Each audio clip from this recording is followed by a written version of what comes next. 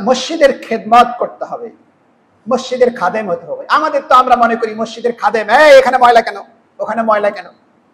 আপনি কি জানেন এই ঘরটা আল্লাহর ঘর? আপনি কি জানেন এই ঘরটা আল্লাহর ঘর? আপনি কি জানেন এই ঘরটা আল্লাহর ঘর? পৃথিবীর শ্রেষ্ঠ ঘর হচ্ছে খাদেমুল হারাম মক্কাতুল মুকাররমা, আউয়ালু মসজিদ, যেটি সেই মসজিদের আপনারা দেখবেন রাজা বাদশাহ যারা, তারা নিজেরা নামের সঙ্গে খাদিমুল হারামাইন লিখতে বেশি পছন্দ করেন। খাদেম মানে কি? ওই যে মসজিদের খাদেম, তারা নিজেদেরকে মসজিদের খাদেম বলতে মর্যাদাশালী মনে করে। সুবহানাল্লাহ। আমার ভাইরা, ইব্রাহিম আলাইহিস সালাতু ওয়াস সালাম, ইসমাঈল আলাইহিস সালাতু ওয়াস সালাম, তাদেরকে আল্লাহ রাব্বুল আলামিন বলছেন ওয়াতাহহির বাইতিয়া লিত-তাইফিনা ওয়াল-কাইমিনা ওয়ার-রুক্কা'i ওয়াস-সুজুদ। সুবহানাল্লাহ। আল্লাহ রাব্বুল আলামিন বললেন, ও ইব্রাহিম, তুমি আমার বাড়িটাকে, ঘরটাকে পবিত্র রাখো, ঝাড়ু দাও, এটাকে সুন্দর রাখো। যারা তাওয়াফ করবে, রুকু করবে, সিজদা করবে তাদের জন্য। আজকে আমরা একটু বড় হয়ে গেলে মসজিদের খেদমত করি না, মসজিদের একটু ঝাড়ু দেওয়ার চেষ্টা করি না।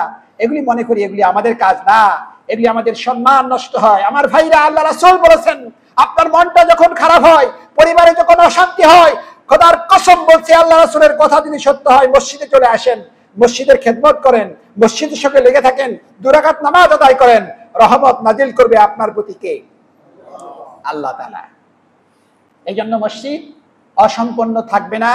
আমি আপনাদেরকে উদাত্ত আহ্বান জানাই, আসুন ভাইরা আমার, আমাদের যার যতটুকু সামর্থ্য আছে এই মসজিদকে সহযোগিতা করি। কিয়ামতের ময়দানে অনেক কথা, কিয়ামতের ময়দানে এটাও হাদিসে কুদসি আল্লাহ রাব্বুল আলামিন বলছেন, বলবেন, আইনা জিরানি, আমার প্রতিবেশী কোথায়, আমার প্রতিবেশী কোথায়?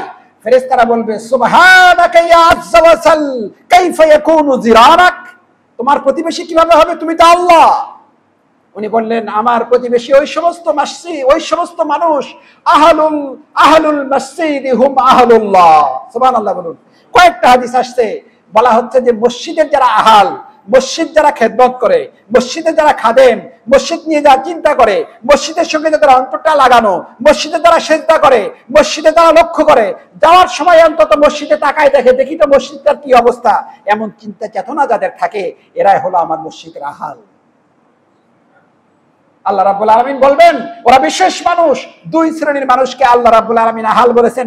একটা হলো আহলুল কোরআন, যারা কোরআনের আহাল, কোরআন যারা ধারণ করেছে এরা হলো আল্লাহর আহাল। আর এক শ্রেণী হলো যারা মসজিদের আহাল, মসজিদের সঙ্গে সম্পৃক্ত, মসজিদের উন্নয়ন, মসজিদের ভালোবাসা, মসজিদের মহব্বত, যাদের ভিতরে, এই মানুষগুলিকে আল্লাহ রাব্বুল আলামিন আহাল বলেছেন।